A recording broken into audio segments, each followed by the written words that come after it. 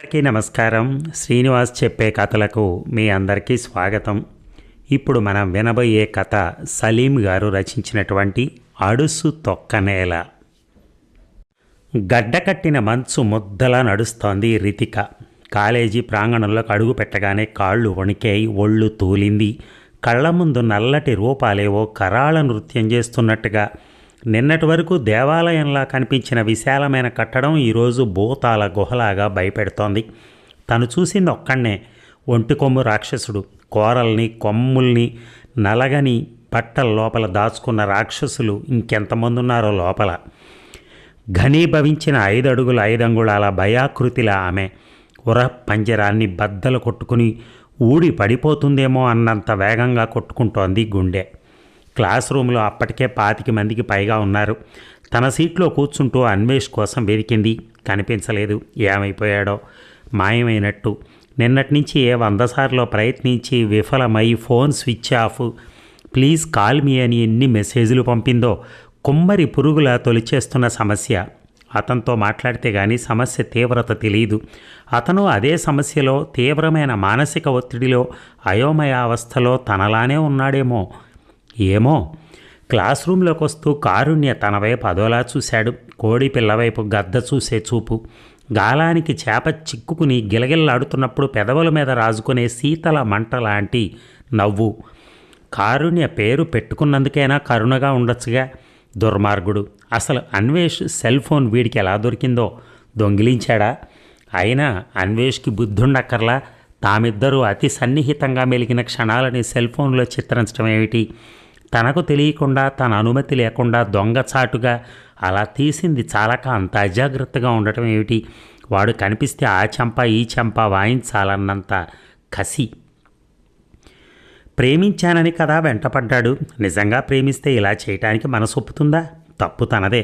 వాడు అటువంటి నీచుడని తెలియక ప్రేమించటం, అడగంగానే శరీరాన్ని అప్పగించటం తనది ప్రేమేనా? కాదు, ఆకర్షణ, శరీర వాంఛ. ఆ రోజు ఎంత సులభంగా లొంగిపోయిందో. అతని చేయి పడగానే మంచు ముక్కలా కరిగిపోయి. తన జీవితంలో అద్భుతమైన గడియలు అవే అనుకుంది. మొదటి ముద్దు, మొదటి కౌగిలింత, మొట్టమొదటిసారి పురుషుడి శరీర స్పర్శ. మైకంలో కళ్ళు మూసుకుపోయి వాడు, ఆ దుష్టుడు, 4 గోడల మధ్య రహస్యంగా జరిగే కార్యాన్ని సెల్ ఫోన్లో వీడియో తీస్తున్నా స్పృహలో లేనంత. ఇప్పుడు అవే క్షణాలు తన పాలిట యమపాశాలై మెడకు చుట్టుకుంటున్నాయి. లెక్చరర్ ఏదో చెప్తున్నాడు, చెవులకెక్కటం లేదు. కాలం నిన్న సాయంత్రం 6ంటికి వచ్చిన ఫోన్ దగ్గరే స్తంభించినట్టుగా భూమి తిరగటం ఆగిపోయి తన మెదళ్ళలో కవ్వంలా మారి చిలుకుతున్నట్టుగా. నిన్న సాయంత్రం 6ంటికి కారుణ్య ఫోన్ చేశాడు. అన్వేష్, కారుణ్య మంచి స్నేహితులు. క్లాసులో ఇద్దరూ పక్కపక్కనే కూర్చుంటారు. తను అన్వేష్ ప్రేమించుకుంటున్న విషయం కారుణ్యకు తెలుసు. తనతో కూడా అప్పుడప్పుడు మాట్లాడుతూ ఉంటాడు. తను వెంటనే ఫోన్ రిసీవ్ చేసుకుని, హాయ్ కారుణ్య అంది. నాకు 2 రోజుల నుంచి నిద్ర పట్టట్లేదు తెలుసా అన్నాడు. ఏమైంది? ఆరోగ్యం బాగాలేదా? డాక్టర్ చూపించుకోలేకపోయావా? ఇది డాక్టర్లతో అయ్యే పని కాదు. నువ్వు మాత్రమే తగ్గించగల జబ్బు. తనకు అతను ఉద్దేశం అర్థం కాలేదు. ఏమైనా జోక్ చేస్తున్నాడేమో అనుకుంది. నీ నిద్రకు నాకు ఏమిటి బాబు బాధరాయని సంబంధం అంది నవ్వుతూ. నీ అందమైన శరీరాన్ని పూర్తి నగ్నంగా చూడబట్టే కదా నిద్ర కరువైంది. ఓ రితిక, రియల్లీ మార్వలెస్. ఎంత ఒలప్చియస్గా ఉన్నావో. మత్తిపోయిందంటే నమ్ము. కొన్ని క్షణాల వరకు అతను ఏమంటున్నాడో అర్థం కాల. అర్థమైన వెంటనే గుండెల్లో విస్ఫోటనాలు, వరుస పేలుళ్ళు, శరీరాన్ని ముక్కలు చేస్తూ. ఏంటా వాగుడు? తాగుతున్నావా అంది కోపంగా. అవును, తాగాను. కళ్ళ నిండా నువ్వు ఆరబోసిన అందాల్ని తాగాను. ఇన్నాళ్ళు విస్కీ చాలా మత్తుగా ఉంటుందనుకునేవాడిని. కానీ నిన్ను వివిధ రతి భంగిమల్లో అన్వేష్ గడితో చూశాక మత్తు నా నరాల్లోకి విషంలా పాకిపోయింది. నోర్మొయ్. మోస్తాను, తప్పకుండా మోస్తాను. 24 గంటల లోపల నువ్వు నాకు ఎస్ అని చెప్పాలి. నేను రమ్మన్న చోటికి రావాలి. ఆ అన్వేష్ గాడికి ఇచ్చిన సుఖం నాకు ఇవ్వాలి. అప్పుడు తప్పకుండా మోస్తాను. షటప్. నా కంఠంలో ప్రాణం ఉండగా పని చేయను. ఏం చేసుకుంటావో చేసుకో. ఇప్పుడు సమస్య నీ ప్రాణం కాదు, మీ కుటుంబ గౌరవం, నీ పరువు మర్యాద. నేను తలుచుకుంటే క్షణంలో అవన్నీ మంట కలిసిపోతాయి. నీ బొంద, నువ్వేం చేయలేవు. ఇలా బెదిరిస్తున్నావని పోలీస్ కంప్లైంట్ ఇస్తే నీ జీవితమే కటకటాల వెనక కుళ్ళిపోతుంది. నీ భవిష్యత్తు బూడిదైపోతుంది. ఓ అలానా, సరే పిలువు పోలీసుల్ని. నువ్వు అన్వేష్తో జరిపిన రాసలీల సెల్ ఫోన్లో రికార్డ్ అయింది. ప్రస్తుతం ఆ సెల్ ఫోన్ నా దగ్గరే ఉంది. నీకు రేపు సాయంత్రం వరకు టైం ఇస్తున్నాను. నీ నుంచి ఎస్ అని ఫోన్ రావాలి. లేదనుకో ఈ వీడియోను మన కాలేజీలో అందరికీ ఎంఎంఎస్ చేస్తాను, యూట్యూబ్లో అప్లోడ్ చేస్తాను. అప్పుడు నువ్వు మీ అమ్మ పురుగుల మందు తాగి ఆత్మహత్య చేసుకోవాలి. ఆలోచించుకో అంటూ ఫోన్ కట్ చేశాడు. ఒక్కసారిగా కళ్ళ ముందు భయంకరమైన దృశ్యాలు. ఏ సెల్ ఫోన్లో చూసినా తన నగ్నత్వం, తను అమ్మ శవాలై ఫ్యాన్కు వేలాడుతూ. కారుణ్య నిజమే చెప్తున్నాడా? అతని దగ్గర సెల్ ఫోన్ ఉందా? అందులో తన అన్వేష్తో గడిపిన క్షణాలు రికార్డ్ అయి ఉన్నాయా? అన్వేష్కు ఫోన్ చేస్తే నో రెస్పాన్స్. నిన్న ఈరోజు కాలేజీకి కూడా రాలేదు. రాత్రంతా నిద్రలేనందువల్ల కళ్ళు మండుతున్నాయి. కోపంతో గుండె అగ్నిగోళంలా మండుతోంది. అన్వేష్ మీద కోపం, తన మీద తనకు కోపం, సమాజంలో విలువలు పతనమవుతున్నందుకు కోపం, సెల్ ఫోన్ల మీద కోపం, ఫోన్లో మాట్లాడుకునే సౌకర్యం కాకుండా ఫోటోలు తీసే సౌకర్యం, వీడియో తీసే సౌలభ్యం కల్పించిన ఆ వెదవెవడో కనిపిస్తే ఎడంకాలి చెప్పుతో కొట్టాలన్నంత కోపం. వెంటనే ఇంటికి రా, మాట్లాడాలి, అర్జెంట్. అన్వేష్ ఏదో నెంబర్ నుంచి వచ్చిన మెసేజ్. పర్మిషన్ అడిగి క్లాస్ రూమ్లో నుంచి బయటకు వచ్చింది. ఆటో మాట్లాడుకుని అన్వేష్ వాళ్ళ ఇల్లు చేరింది. ఎందుకు రమ్మన్నావు? అతను ఏం చెప్తాడో విన్నాకే కారుణ్య ఫోన్ గురించి చెప్పాలనుకుంది. మనసేం బాగోలేదు రీతిక అన్నాడు. గడ్డం మాసిపోయి ఉంది. ఏమైంది? నా సెల్ ఫోన్ పోయింది. 2 రోజుల నుంచి కనిపించడం లేదు. దిగులుగా మొహం. పోతే పోనీ మరో పీస్ కొనుక్కుంటే సరి. అది కాదు రీతిక, అందులో చాలా పర్సనల్ వీడియోలు ఉన్నాయి. వేరే వాళ్ళ చేతిలో పడితే ప్రమాదం. ఏం వీడియోలు ఉన్నాయి? ఎవరికి ప్రమాదం? నువ్వు కోప్పడనంటే చెప్తాను. ఆ మాట వినగానే రీతిక గుండె జారిపోయింది. అప్పటి వరకు ఎక్కడో ఒక మూల మినుకుమంటున్న ఆశ ఆరిపోయింది. అంధకారం బళ్ళున చీకటిని వాంతి చేసుకున్నట్టు. ఏం చేసావో చెప్పు అంది. ఆ గొంతులో ఆవేశం కంటే ఆవేదన ఎక్కువగా ఉంది. మన కలయికను సెల్ ఫోన్లో రికార్డ్ చేశాను. అది ఎవరి చేతికైనా చిక్కితే నిన్ను నన్ను బ్లాక్మెయిల్ చేసే ప్రమాదం ఉంది. రితిక కొన్ని నిమిషాలు నిశ్శబ్దంగా కూర్చుంది. అతన్ని తిట్టాలని అనిపించడం లేదు. కొట్టినా ఏమిటి ప్రయోజనం? తప్పు తనది. అతన్ని నమ్మి శరీరాన్ని అర్పించుకున్నందుకు తనను తాను దండించుకోవాలి. శక్తిని కూడదీసుకుని తనకు నిన్న సాయంత్రం కారుని నుంచి వచ్చిన ఫోన్ గురించి చెప్పింది. దుర్మార్గుడు ఇంతటి ఘాతుకానికి ఒడిగడతాడు అనుకోలేదు. నమ్మక ద్రోహి. వాణ్ణి 4 తన్ని నా సెల్ ఫోన్ తెచ్చుకుంటాను, ఇప్పుడే వస్తానంటూ వేగంగా బయటికి వెళ్ళిపోయాడు. అతడు చూపించిన ఆవేశంలో ఏదో కృత్రిమత్వం, వెన్నుపోటులా గాయం చేస్తూ ఎవరిని నమ్మాలి, ఎవరిని నమ్మకూడదు, తరతరాలుగా ఆడది ఎదుర్కొంటున్న ప్రశ్న. ఆ గదిలో ఒంటరిగా తను, గులాబీ రంగు గోడలు ఎర్రటి నాల్కలు సాచి కబళించటానికి ముందుకొస్తున్నట్టుగా, గాలి కూడా సుళ్ళు తిరిగి ప్రచండానిలంలా మారి 7 సముద్రాల కవతల విసిరేయటానికి పన్నాగం పన్నుతున్నట్టు, కుట్రలో భాగస్థురాలైన నేల నాగుపాములా మారి పాదాలని కాటేయటానికి పొంచి ఉన్నట్టు. 1-2 గంటలు ఎన్ని గంటలు గడిచాయో తన బతుకు మాత్రం నిన్న సాయంత్రం 6 వద్ద గోడకు మేకుల దిగగొట్టబడిపోయింది అన్న దిగులు.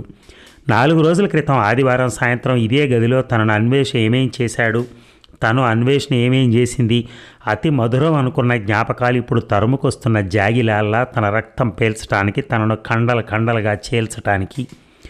అన్వేష్ తల వేలాడేసుకుని వచ్చాడు. లాభం లేదు రీతిక, మన ప్రాణాలు ఇప్పుడు వాడి గుప్పెట్లో ఉన్నాయి. సెల్ ఎక్కడో దాచిపెట్టాడు. వాడు బెదిరించినట్టే ఆ వీడియోని యూట్యూబ్లో పెడితే నీకు నాకు ఆత్మహత్య గతి. రితికలో భయం పోటెత్తిన సముద్రమే అయింది. సెల్ ఫోన్ దొంగతనం జరిగిందని పోలీస్ కంప్లైంట్ ఇస్తేనో, పోలీసులు వచ్చే లోపల ఎంఎంఎస్లు వెళ్ళిపోతాయి. మన పరువు బజార్న పడ్డాక వాడిని కొట్టినా చంపినా ప్రయోజనమే ఉంటుంది. పోనీ ఏదైనా దారి ఉందేమో ఆలోచించు. అన్ని దారులు మూసుకుపోయాయి రితిక. దీని నుంచి బయటపడాలంటే ఒక్కటే దారి, వాడు చెప్పిందని ఒప్పుకోవటమే. అంటే ఏమిటి నీ ఉద్దేశం?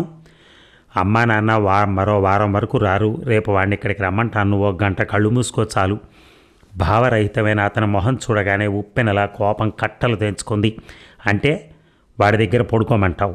లేచి నిలబడి బుసలు కొడుతూ అంది. ఆవేశపడకుండా ఆలోచించు రీతిక, అంతకంటే మరో గత్యంతరం లేదు. మాట పూర్తి కాకుండానే అతని చెంప చెళ్ళు మంది.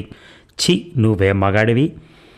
నిజంగానే ప్రేమిస్తే ఇలా బ్రోకర్ వెధవలా మరొకడికి తార్చడానికి మనసు ఎలా ఒప్పుతుంది? నువ్వు ఒక పురుగువి.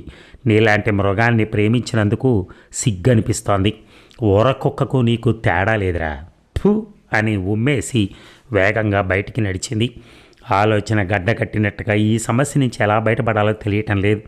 సాలీడు వలలో చిక్కుకున్న ఏగలా ఉంది పరిస్థితి. అమ్మకు తెలిస్తే, అమ్మ పనిచేసే బ్యాంకు ఉద్యోగులందరికీ తెలిస్తే అమ్మ తలెత్తుకుని తిరగలదా? తను అమ్మ కళ్ళల్లోకి ఎప్పట్లా చూడగలదా? దారిలో మెడికల్ షాప్కి వెళ్ళి నిద్రమాత్రలు కావాలని అడిగింది. డాక్టర్ ప్రిస్క్రిప్షన్ లేనిదే ఇవ్వనన్నాడు. ఊరేసుకుని చచ్చిపోవాలని నిర్ణయించుకుంది. ఇక 2 రోజుల నుంచి తన కూతుర్ని నిశ్చితంగా గమనిస్తోంది పల్లవి. ఏదో మార్పు, బలమైన మార్పు. నిరాశ, కుంగుబాటు, భయం, వ్యాకులపాటు లాంటి లక్షణాలన్నీ మొహంలో ప్రస్ఫుటంగా కనిపిస్తున్నాయి. ఇప్పుడు అంతే. కాలేజీ నుంచి రాగానే పుస్తకాలని గిరాటేసి గది లోపలికి వెళ్ళి తలుపేసుకుంది. ఒక మాట మంతి లేదు. కనీసం తన వైపు చూడనైనా లేదు. తలుపు తట్టపోయి ఆగిపోయింది. సన్నటి వెక్కిళ్ళు వినిపిస్తున్నాయి. ఏదో జరగకూడదు జరిగి ఉంటుందని ఆమెకు అర్థమైంది. తల్లి హృదయం తల్లడిల్లింది. పసితనంలో ఏడిస్తే పాలిచ్చి ఓరడించినట్టు ఇప్పుడు ఏం చేసి అనునయించాలో అర్థం కాలేదు. ఒక్కగానొక్క కూతురు ఎంత అందంగా పుట్టిందో. కావ్యాలు వల్లిస్తున్నట్టుగా కనిపించే విశాలమైన కళ్ళు, చిన్ని చుబుకం, చక్కటి పెదాలు. తన కూతురు కోసమేగా ఎన్ని కష్టాలు ఎదురైనా భరించింది. ప్రతిదానికి అనుమానించే భర్త దగ్గినా తుమ్మినా అనుమానమే. రోజు ఏదో ఒక వంకతో తగాదా, అరుచుకోటాలు, తాగొచ్చి కొట్టేవాడు. అది చూసి రితిక పెద్దగా ఏడుపు. నిత్య నరకం. ఈ బ్యాంకు ఉద్యోగమే లేకపోతే తన బతుకు ఏమైపోయేదో. ఇక తన వల్ల కాలేదు. గాయాల పాలైన ఆత్మాభిమానాన్ని రక్షించుకోవటానికి సమాయత్తమైంది. రితికకి 7 ఏళ్ల వయసున్నప్పుడు అతనితో తెగతెంపులు చేసుకుంది. అప్పటినుంచి తన లోకమంతా రితికే. ఎంత అపురూపంగా పెంచిందో. అటువంటి బంగారు తల్లి కంట తడి పెడితే తను తట్టుకోగలదా? తలుపు మీద మెల్లగా శబ్దం చేసింది. ఏడుపు ఆగిపోయింది. నిశ్శబ్దం. తలుపు మాత్రం తెరుచుకోలేదు. మళ్ళా శబ్దం చేసింది. 3వసారికి తలుపు తీసింది రితిక. ఏడ్చి ఏడ్చి మొహం ఉబ్బి ఉంది. కళ్ళు తుడుచుకున్న కన్నీటి చారికలు ఇంకా కనిపిస్తూనే ఉన్నాయి. మంచం మీద తలంచుకుని కూర్చున్న కూతురి తల నిమురుతూ, ఏం జరిగింది? నిన్నటి నుంచి నువ్వు అదోలా ఉన్నావు. నాకు చెప్పు, తోచిన సలహా ఇస్తాను అంది. ఏం లేదు మమ్మీ, తలనొప్పిగా ఉందంతే. రితిక చేతులను పట్టుకుని తన ఒళ్ళో పెట్టుకుని ప్రేమగా నిమురుతూ చెప్పింది పల్లవి. 20 ఏళ్లుగా నిన్ను కంటికి రెప్పలా కాపాడుకున్న తల్లిని నాకు ఆ మాత్రం తెలియదా చెప్పు? నేను నీకు స్నేహితురాలనని కూడా చాలాసార్లు చెప్పాను, గుర్తుందా? ప్లీజ్ చెప్పు తల్లి. ఏం జరిగినా విని తట్టుకోవటానికి తయారుగా ఉన్నాను. నేను నీ వయసు దాటొచ్చిందాన్నే. వయసు పొంగులో తప్పులు జరగటం సహజం. ఎవరినైనా ప్రేమించావా? ప్రేమించి మోసపోయావా? రితిక సమాధానం చెప్పకుండా ఏడుస్తోంది. ముందే తొందరపడ్డావా? ప్రెగ్నెన్సీనా? కొద్దిగైనా కోపం లేకుండా చాలా మృదువుగా మాట్లాడుతున్న అమ్మను చుట్టుకుని పెద్దగా ఏడ్చేసింది. ఏడుపు దేనికి పరిష్కారంగా తల్లి. నువ్వు ఒంటరి దానివి కాదు. నీకు నేను తోడున్నాను. ఒకవేళ నువ్వు తప్పు చేసుంటే దాన్ని నేను సమర్థిస్తాను అనుకోకు. అలాగని నీ కర్మకు నిన్ను వదిలేసి బలి చేసుకోలేను. నాకు వివరంగా ఏం జరిగిందో చెప్పు. అది నిజంగానే సమస్య అయితే దాని నుంచి ఎలా బయటపడాలో ఇద్దరం కలిసి ఆలోచిద్దాం అంది పల్లవి. రితిక వెక్కిళ్ళ మధ్యనే జరిగిన విషయం అంతా చెప్పి, నన్ను క్షమించు మమ్మీ, తప్పు చేశాను. ఇంకెప్పుడు ఇలాంటి తప్పు చేయను అంటూ పొర్లి ఏడ్చింది. పల్లవి ఊహించని సమస్య. సెల్ ఫోన్లో రికార్డ్ చేయటం, బ్లాక్మెయిల్ చేయటం లాంటివి ఆమెకు తట్టని విషయాలు. ఆమె కొన్ని నిమిషాలు ఆలోచించాక ఒక నిర్ణయానికి వచ్చింది. లేచి మొహం కడుక్కో, మనం పోలీస్ స్టేషన్కి వెళ్ళి కంప్లైంట్ ఇద్దాం. రితిక ఆశ్చర్యంగా ఆమె వైపు చూసింది. మమ్మీ, పోలీస్ కంప్లైంట్ ఇచ్చావని తెలిస్తే వాడు అందరికీ దాన్ని పంపిస్తే నా బతుకేం గాను? ఆలోచించావా? ఆలోచించాను. ఏ కాస్త తెలివున్నవాడైనా అలా చేయడు. అది వాడి శిక్షను పెంచుతుంది. కాబట్టి ఇలా బ్లాక్మెయిల్ చేసేవాళ్ళు బేసిక్గా పిరికి వాళ్ళు అయి ఉంటారు. దేన్నో అడ్డు పెట్టుకుంటే తప్ప తమకు కావాల్సింది పొందలేని బలహీనులు. మరో మార్గమే ఉంది చెప్పు. వాడి ప్రపోజల్కి ఒప్పుకోవటం తప్ప. చావనైనా చేస్తాను కానీ వాడి బ్లాక్మెయిల్కి లొంగను. ఇలాంటి తుచ్చుల కోసం చావటమా? పిరికి పందలు చేసే పని. జీవితం అన్నిటికంటే విలువైంది తల్లి. బయలుదేరు, పోలీస్ స్టేషన్కి వెళ్దాం అంది లేచి నిలబడుతూ పల్లవి. ఇక పోలీసులు అన్వేష్ని, కారుణ్యని అరెస్ట్ చేశారు. ఇంట్రాగేషన్లో ఇద్దరు కూడబలుక్కునే ఈ నాటకం ఆడినట్టు తెలిసింది. ఎటొచ్చి అన్వేష్ రితికతో చెప్పినట్టు సెల్ ఫోన్లో నిజంగా ఏమీ రికార్డ్ చేయలేదు. రితికను బెదిరించి లొంగ తీసుకోవడానికి పన్నిన పన్నాగం అది. బెదిరించి బ్లాక్మెయిల్ చేశారన్న విషయం రుజువు కావడంతో వాళ్ళిద్దరినీ రిమాండ్కి తరలించారు. ఆ రోజు సాయంత్రం రితికతో వాళ్ళ అమ్మ, చూసావా భయం వల్ల ఎన్ని పొరపాట్లు జరిగే ప్రమాదం ఉందో. నిజంగానే సెల్ ఫోన్లో రికార్డ్ అయ్యిందని ఎంత హింసపడ్డామో కదా. కర్ర ముక్కని వీపు కానించి పిస్తోలని బెదిరిస్తే ఆ కంగారులో అది పిస్తోలేనని నమ్మి వాళ్ళు ఆడమన్నట్టు ఆడతాం. ఏది ఏమైనా చాలా నాజూకైన సమస్య నుంచి ఎక్కువ నష్టపోకుండా బయటపడ్డాం అంది. అంతేకాదు మమ్మీ, నేను ఆత్మహత్య ప్రయత్నం నుంచి కూడా బయటపడ్డాను. నాకు ఇది మరో జన్మ అనుకుంది రితిక. అది సరే మమ్మీ, ఒకవేళ నిజంగానే ఆ రోగ్ వీడియో తీసుంటే అది యూట్యూబ్లో పెడితే ఏం చేసేవాళ్ళం అని అడిగింది. ఆ ఆలోచనకి ఆమె కళ్ళల్లో భయం నగ్నంగా నర్తించింది. సింపుల్, అది నా కూతురు కాదు, ఎవడో వెధవ ఎవరిదో శరీరానికి నా కూతురు తలనతికించి మార్ఫింగ్ చేశాడని చెప్పేదాన్ని. అందరి నోళ్ళు మూతపడేవి అంది పల్లవి. రితిక ఒక్క అంగలో వాళ్ళ అమ్మను సమీపించి మెడ చుట్టూ చేతులేసి, నువ్వు చాలా గ్రేట్ మమ్మీ, నీలాంటి తల్లులే అందరికీ ఉంటే బురదలో పొరపాటున కాలేసి వెనక్కి తీసుకుని ఎలా కడుక్కోవాలో తెలియక భయంతో ఆత్మహత్యలు చేసుకునే కొన్ని వందల మంది ఆడపిల్లలు బతికిపోతారు అంది. అదండి కథ. ఈ కథ విపులలో అక్టోబర్ 2013లో ప్రచురితమైంది. నిజంగా ఆమెకు వచ్చిన సమస్య ఆ తల్లి గనక లేకపోతే ఆమె ఎంత ఇబ్బంది పడేదో మనకి అర్థమవుతోంది. Thank you very much.